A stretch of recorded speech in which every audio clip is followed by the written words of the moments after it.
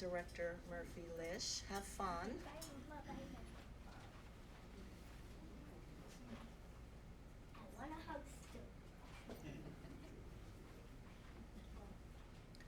Rebecca Harris is the Resource Organizing Director and co-leader of the Climate Mobilization Project, which works with Generation Z youth to advance resilience and survival initiatives as a movement-building strategy. Before working on climate change, she was involved in the peace movement of the early 2000s, tenant rights and housing justice organizing, and worked at Latino Union of Chicago, an immigrants and workers' rights organization. Currently, she is learning from the movements against federal occupation that are taking root in Chicago and nationwide. She came here on a train yesterday from Chicago and is returning later today. She came all the way down here just to speak to us, so please join me in welcoming Rebecca Harris.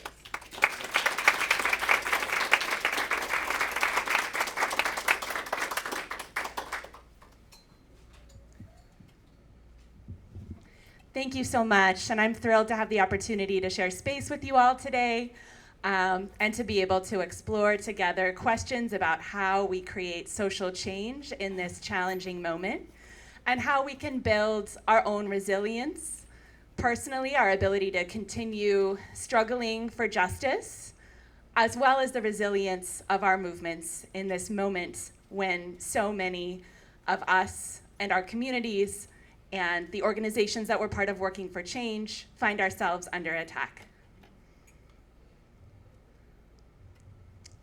So I know that for many of us, the last year and a half have been quite a challenging time. And so I want to invite us to start this presentation today just by checking in with each other. And take a moment, we'll take about 2 minutes to share a little bit with the person next to you. What feelings are you bringing into this space today as relates to the current moment that we're living in? What are you struggling with? There might be a lot of things you're struggling with. We're gonna pick one or two to share. And what is something that's helping you build your inner resilience and keep going in this moment? So find a buddy, someone sitting next to you, and we'll talk for just a couple minutes amongst ourselves. Yeah, they are. I didn't think we were going to have a word like this. Do you want the wireless microphone? Or are you okay with that?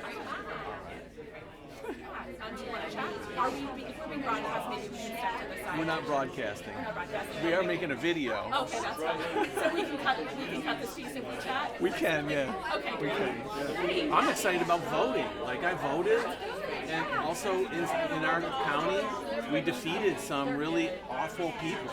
Like, you know, we actually voted for the good guy in like 2 or 3 big important things, like the county executive, one of the guys that was running, he had formerly done campaign ads where he's flamethrower on like cardboard cutouts of like the Obamas and stuff. He was like flamethrowing. I'm like, this guy's gonna be our county executive? I don't think so. And he lost. So, you know, I mean, yeah, there's a lot of bad, but you know, maybe things are changing. That's great. Yeah. Similarly, I feel like for me, just being part of communities that are working to, resist the ICE raids in Chicago in particular has been a big thing that's been helping me keep going. Yeah, so, you know, I think there's the possibility of things getting better. At least I feel like there's a possibility. I'm Rebecca, by the way. Hi, Rebecca. Bob. Bob, nice to meet you. Nice to meet you, too. Thanks for being here.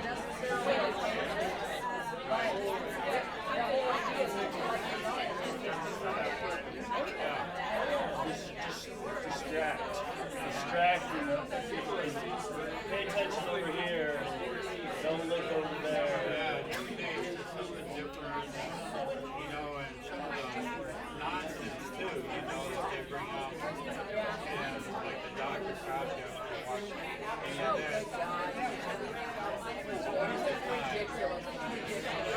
There's a whole email coming to wasted our money and time. All right, I know that was short, but I'm going to move us forward. We have space for one or two people to share. Does anyone want to share something that's helping you build your inner resilience right now? Oh, I can just do that. Get a bird feeder and watch the hummingbirds and the birds and just sit outside, give yourself a moment. It helps a lot. I love that. Great advice. Is there one more person? Yeah, we were talking about how They're not real. They're not real, though. Sorry, 1 second. Oh, we were saying how we kind of feel lucky and privileged to be living at the confluence of two massive rivers, plus others nearby. And I'm involved in a group called Greenway Network that's always trying to, do trash cleanups and educate about rivers. And so at least here we kind of feel a little sheltered in a way.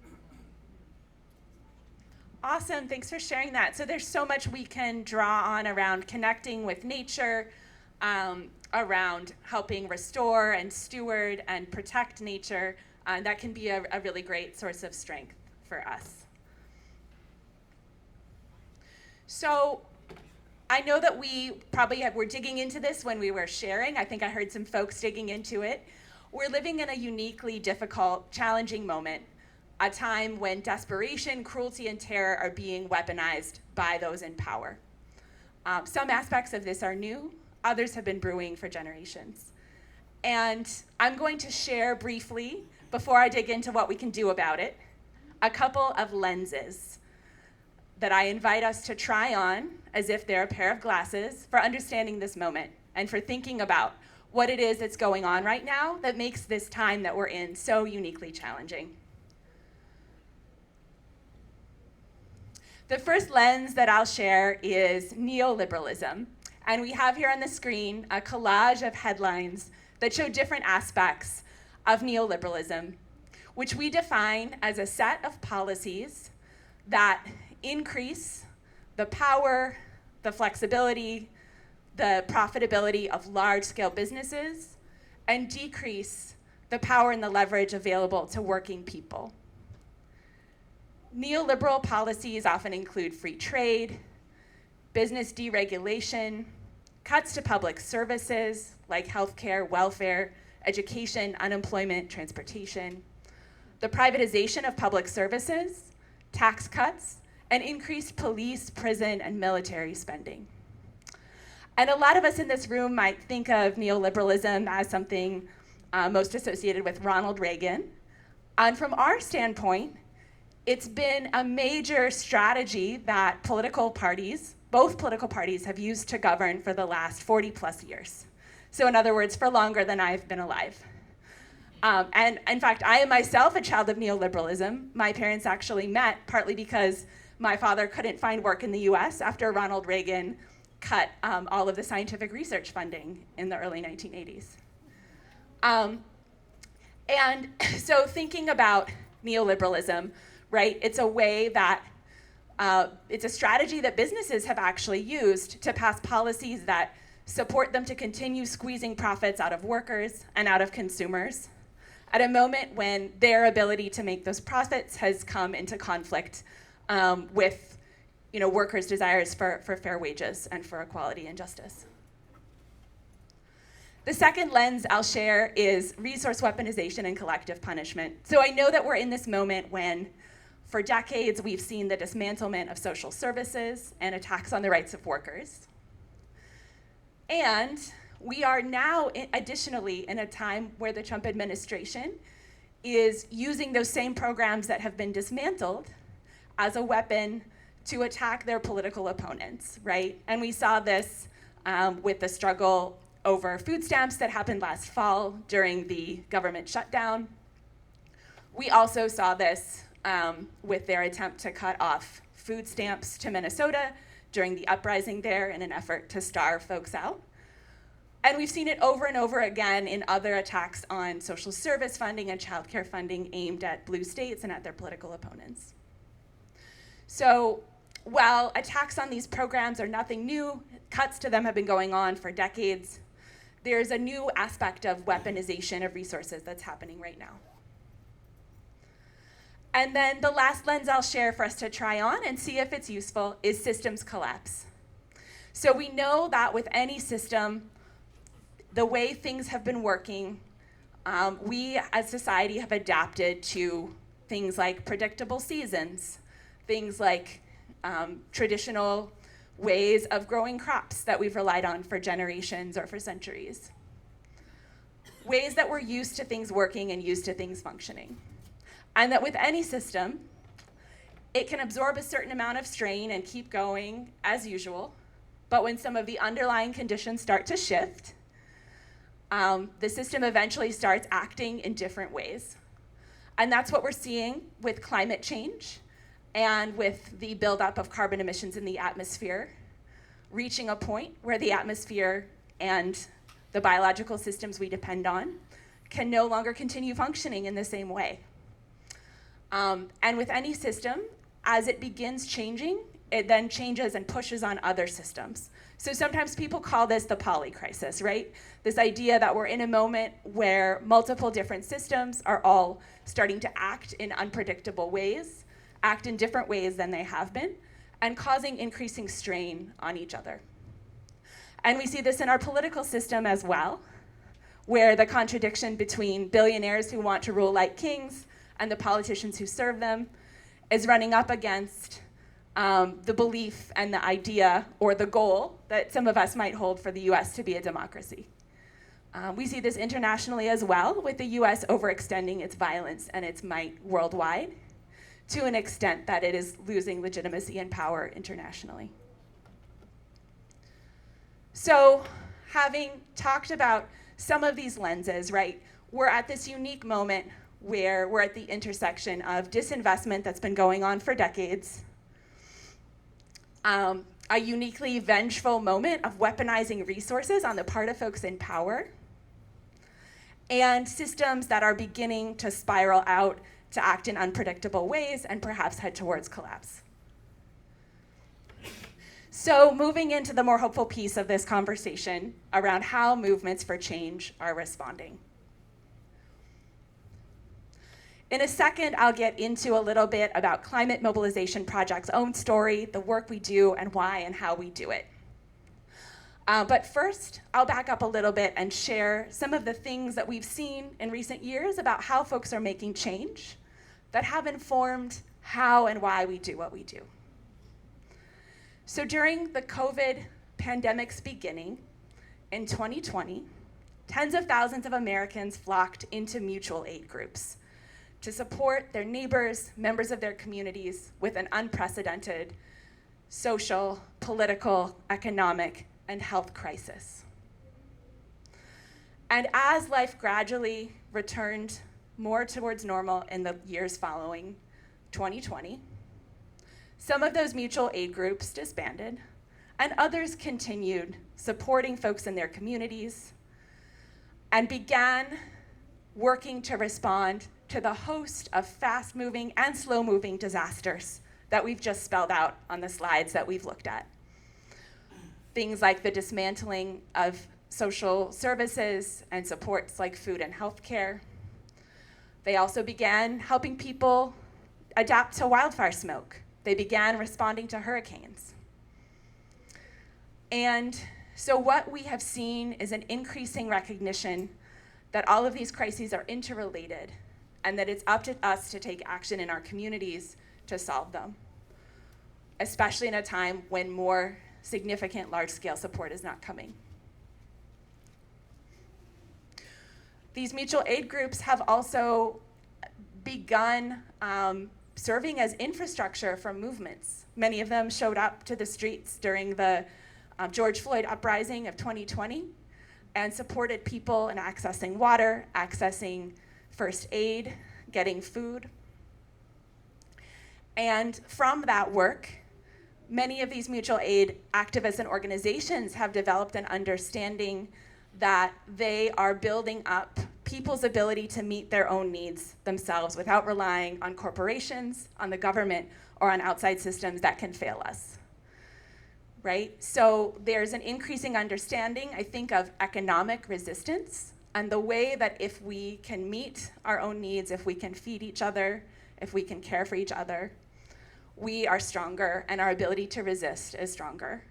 And that's been especially shown to us, I think, these last few months in the uprisings against federal occupations in the Twin Cities and in Chicago, where we've seen that the same grocery networks that helped people access food during the early days of the COVID pandemic, the same volunteers, the same distribution networks, have been supporting folks who have been forced to shelter in place and to be in hiding, and who are still, in some cases, in hiding months later. And so that's just to share a little bit of background on the last few years and how some of that has shaped the work Climate Mobilization Project does and our understandings of how we make change. So Climate Mobilization Project for a number of years was like a lot of climate groups. And we were asking ourselves, how can we get the US government to address climate change? We'd worked towards a number of ways to address that, passing climate emergency declarations in communities around the US, supporting efforts to work towards a Green New Deal. But in 2022, we really sensed a crisis of hope was brewing, and that a lot of people were beginning to question why the climate movement had been going for so long and seemingly made little headway against a massive, massive problem. That's probably one of the biggest challenges that any social movement has tried to take on. So the questions we asked ourselves began to shift. We started to ask, why are climate organizations struggling to make progress? Then we started to ask, more than half of Americans are alarmed or concerned about climate change, and most would never set foot in a meeting to address it. Why do so few people see themselves as part of the climate movement? And what does it mean to address climate change in a moment when the future of democracy itself is in doubt? And then we began asking, how can the climate movement achieve its goals, even in the face of crises, in the face of a world where the US is declining, where our institutions are crumbling, and where we face even potential steps on the road toward collapse? And so doing this work, we began exploring different ways to make change.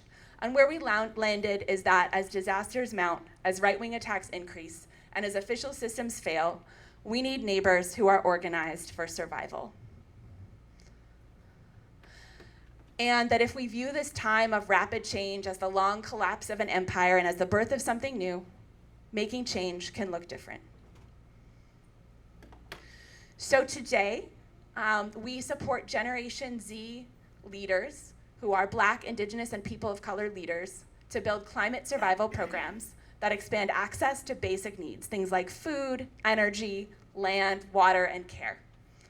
And these projects are a front door that invites people in, gives people a way to participate in the climate movement, and begins building survival, resilience, sovereignty, so that's ownership over the basic systems that we need to survive, and self-determination, so that's the ability to meet our own basic needs without relying on systems outside our communities. This programming is entirely peer-led. It is run by and for young BIPOC leaders, including our co-leader, Maria Jahangiri, who leads our programs, who couldn't make it today. And we find that building these solutions rebuilds hope and builds credibility by showing that we have solutions. So we provide peer-led support and training for climate survival hubs, and these are grassroots initiatives that build resilience from the ground up. So they're community farms, they're solar projects, they're water purification systems in communities where water systems are under-resourced and are failing, and mutual aid networks. And they're built by and for people impacted by climate disasters and by economic crises. And so, for instance, we support groups that are building disaster-resilient mesh communication systems that will work even when the power grid is out, the Wi-Fi is out, and the cell towers are down, that are running their own guaranteed basic income programs for low-income families, that are building cooperative housing, that are building solar microgrids people can see, interact with, touch, and learn from, that turn community gardens into resilience hubs, and that are producing food and distributing it in their own communities. Something that undergirds our work is the idea that climate change is not only a political problem, it's built into every system we use to meet our needs, from farming to transportation. And it's rooted in hundreds of years of colonization, of the theft of land, and domination. And so we ask, what does it look like to rebuild our communities and rebuild our economic systems from the ground up? And what does it look like to build collective ownership of the systems that we need to survive? So sometimes people might think of this as the means of production, the ways that people can produce food and energy themselves, restore land themselves, and build systems of care. So we do this work in 3 ways. First is the National Climate Survival Incubator. So it's a year-long peer-led learning program run by and for young BIPOC leaders of resilience initiatives in 17 communities. And the program is largely based in folks who are participating, teaching each other their models so that they can copy each other's projects. We also support them to document those projects so that they can be shared with thousands of people nationwide who want to do similar work in their own communities.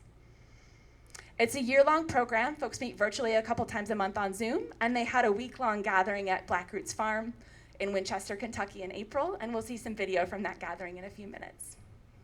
We also run Dogbane Movement Hub, which is a farm, retreat center, and training center outside Richmond, Virginia, on 98 acres of rented land. We run it jointly with another organization that's based in Richmond. And there's a training program there for farmers. It's a 2-year-long program for folks to learn farming skills, to launch worker cooperative businesses, serving consumers in Central Virginia, to expand access to food, so that people can begin eating outside the corporate food system, but I think more importantly, so that the people who are participating can build the skills to produce food, to grow that resilience in the Central Virginia area. And then a smaller slice of our work, and what brings me here today, is we also do public workshops, toolkits, and calls to share this work with folks around the US so that everyone can learn from it and take up the call to begin doing this work in your own communities in whatever way that looks like for you. So now I'll share a little bit about what we're learning from doing this work in this time. In a time of flood the zone strategies, where the right wing is intentionally trying to demoralize us by piling on as many attacks as possible, our own will to continue working for justice is a battleground. And that is something we've really been learning the last 1.5 years. That the struggle for climate justice begins and must be nurtured within us. We also know this is a time of so much hopelessness for folks who work for justice. And one thing that we've seen is that sometimes it can be hard to even believe that another way of living is possible until we build tangible examples. So we see our work supporting these projects as building case studies, building prototypes of the type of world that we want to live in. And not only doing that, because when these projects work in their communities, they're often engaging folks in campaigns for climate justice. They're organizing communities. They're getting people connected to a place where they can take civic action together. And that is the building block of what we need to make change, whether we're talking about elections or passing laws or almost any way that we want to do that. So in this time, many of us might know what it feels like when the future starts to feel a little bit smaller, when the things that we thought we could count on, whether that's a stable place to live or a job or the way that the seasons roll out every year, starts to shift. And for younger people right now, especially, that closing in feeling is constant. So I want to invite each of you to consider, can you still imagine a different future than the one we're living in now? Do you have people you're connected with to begin building it with? or that you are already building it with.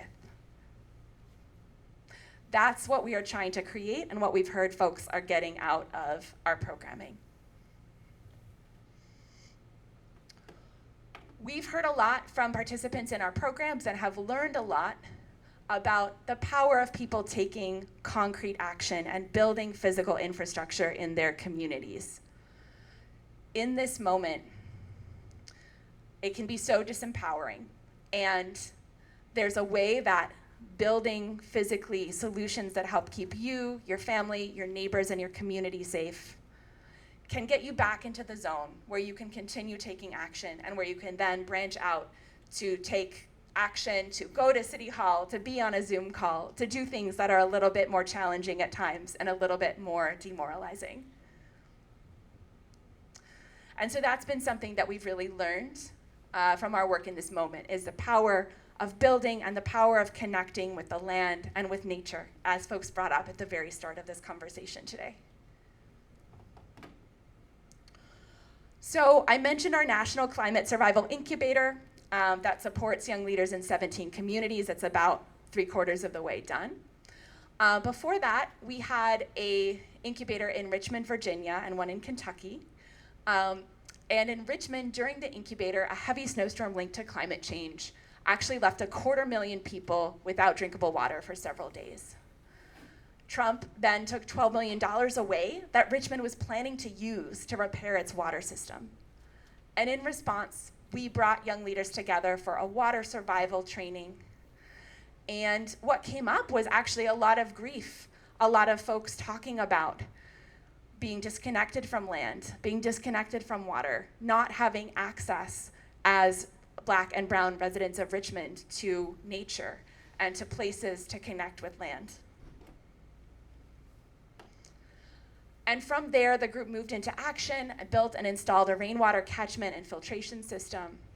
And this process of grieving and physically rebuilding, we found, really supported the group to build a new sense of engagement and hope, while also tangibly improving resilience in their community. We've documented that in the Water Survival Guidebook that you can take a look at on the table after the conversation today.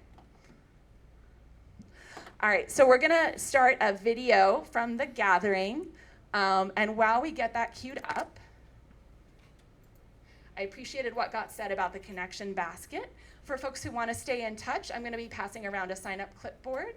I would love to connect with each of you after the presentation today. And I'm going to also pass around some handouts that you can feel free to take one if you want. All right, ready for the video?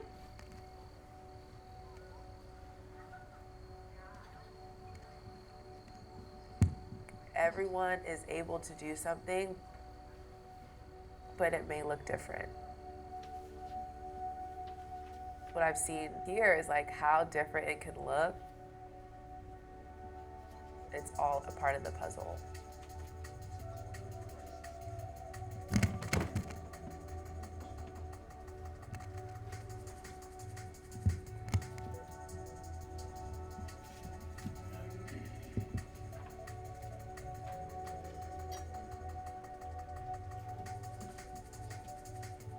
Climate Mobilization Project is bringing together 20 leaders representing climate survival hubs all across the country to start building towards a network and intentional peer learning community rooted in sharing our various skills and expertise. A lot of our goal is to pivot what we see organizing as. We're designing a cohort space in which people are not seen as just people who are recipients of knowledge, but holders of knowledge. Some of us are land stewards, some of us are more in climate resilience and disaster relief, but we all have a through line that connects us, and I really felt that in person here. We're making those connections to make our own projects more resilient, and I think this was just the beginning for us. The thing that has been so inspiring for me in this past week, spending time with everyone here, is the fact that we're all from all across the US. When stuff gets tough, I know that there's this group of people also working just as hard, if not harder, on their projects and that I'm not alone. One of the main ways that this cohort is going to work together and support each other is to just fuel each other. It's our hope that this cohort and this gathering inspires leaders who are in it to take their work to the next level. We're creating a space where leaders can really see that even if they've hit the ceiling of their work at the local level, there is so much to be inspired by. We have to continue evolving. I've been surrounded by other people that are super passionate about what they do, and it's given me so much hope that there's other people roughly my age taking risks and working on this kind of organizing work and climate work. There are things that we can do within our lifetime that will make a tangible impact. We will actually see change.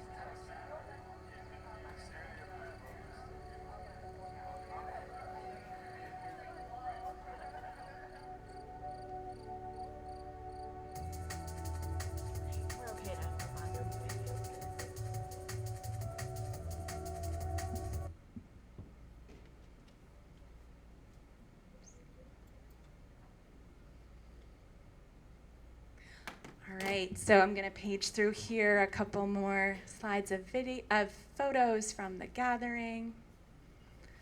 And one of the organizers that we work with, I think really summed it up really well when she said that as someone working to create change, her instinct often is to fight. Her instinct is to get people to run at the problem or run at the decision makers who are causing the problem. But that what she's learning is that that work can be sustained, can be more resilient when we have a positive vision of what we're building and what we're creating. And that we're providing people a pathway to get to the future that we're working towards. And we could not have summed that up better ourselves. And that really is the contribution that we're trying to make with the work that we do. Next slide. Or I'm sorry, forgot that I had the slide clicker for a second. So I'll leave us with this thought that the movements that thrive in the coming years will be those that can lead us through crises. And so I invite all of you to get the free Climate Survival Guidebook. There's a link here to download it. You do have to fill out a form. We also have a hard copy you can look at and a sheet with the link if you prefer to take home a sheet with the link. We've got that up on the table. By staying in touch with us on the sign-up sheet or by downloading the guidebook, you'll also get updates on our public calls and workshops. We're having one on September 17th that is about Super El Nino, the risks we face for increased flooding, for increased windstorms, and that will spotlight some of these resilience projects in a lot more detail. We'll talk about how you can actually enact some of this resilience infrastructure in your communities. And then we'll also have political thinkers who will make the connection to, how is this helping us build towards the midterm elections and the elections after that? How is that supporting us to build towards a more large-scale solution, more large-scale government action around climate change? So it's going to be a really exciting event, and we would love to see you online if you're able to make it. And then I'd be remiss not to mention we are a very small organization. We're doing this work with just 3 staff. And because our work is so unique, we rely on support from individuals. So I invite you, if you're able, to make a tax-deductible gift at bit.ly/giveforsurvival. Or if you want some of the snazzy shirts that folks were wearing in the video, I'll have a few I can sell after the presentation as well. They've got a scan on them of a hibiscus blossom plant that was grown at Dog Bay Movement Hub by some of our team. All right, so I'll leave it there. I think we may have time for a couple of questions. Anyone have a question? I can talk about it. I think the biggest thing for me in all of this is that, in the slide that talked about, enough talking, there's so little time during the day, and it's nice to have the young leaders, and, they probably most likely don't have children, but, in a life with children and your work and the regular maintenance, what actions is there to take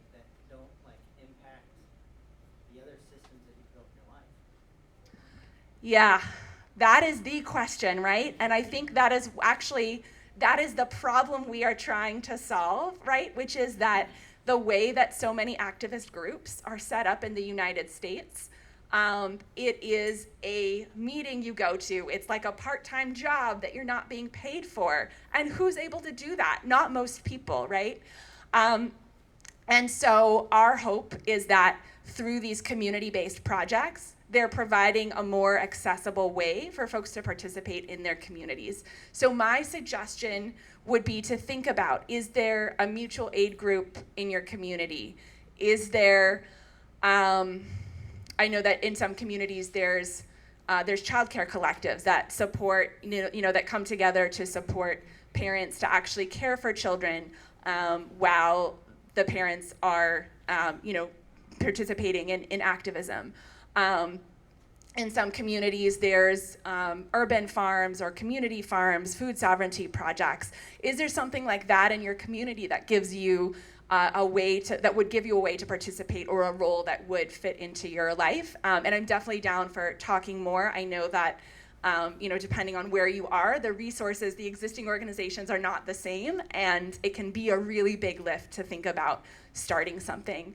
And also, lots of communities are organized in a lot of ways, and it doesn't always look the same as these projects, right? There's a lot of cool stuff going on in a lot of places.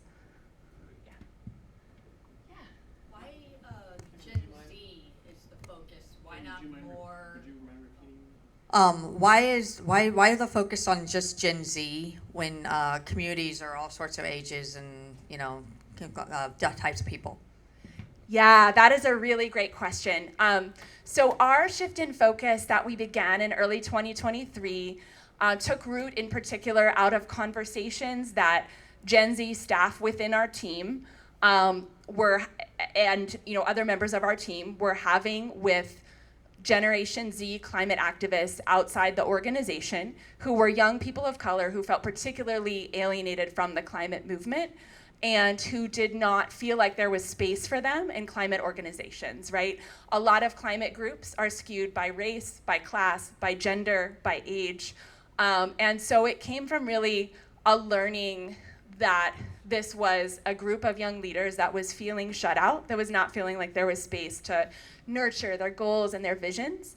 And from Generation Z team members within the organization, suggesting that as a focus, right? And as a very, very small organization, right, again, 3 staff, we do have real limits on what we can do, what we can accomplish. And so we found that just by narrowing that focus, it was a way to also focus our own work, yeah. And then our public programming is for everyone, because we do want folks of all ages to participate. Jill. Are private donations your only source of funding? We do get a very small number of foundation grants, yeah. But no government funding, no corporate funding currently. We do actually have a local group that is promoting some of the things that you guys are talking about. It's called Known and Grown. It promotes local farmers and food systems, and they're kind of focusing a lot of their stuff in the inner city and North County and places like that, where there are some urban farms starting up, and they are a lot of them run by Gen Z people too. But you can check that out. I think they just go Known and Grown, and I don't know if it's a .com or what, but you can Google them and find out more information about them. Awesome. We probably have time for like 2 more questions. Anyone have a question? Yeah, go ahead. So just we probably don't need it, but okay. So the 20 young leaders, they're leading the. I seen the booklet here. Apparently, you have survival projects basically coast to coast. Is that it?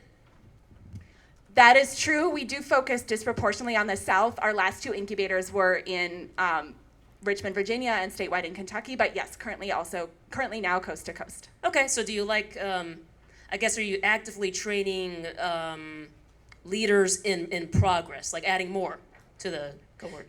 That is a great question. So just because of limitations on our capacity right now, it's a year-long program. It's going to end in December. And then we're going to go into a reflection, learning, evaluation period. We're going to provide follow-up support. So it's not just like 1 year and then it's done. We see ourselves being in like a long-term relationship with these projects. We're going to support them to launch a network of groups doing this work that will be a continued like space for support. And then the next cohort of probably 20 young leaders or so is going to probably start in fall 2027. Okay. Yeah. Yeah. Thanks. All right, that might be all. Thank you so much.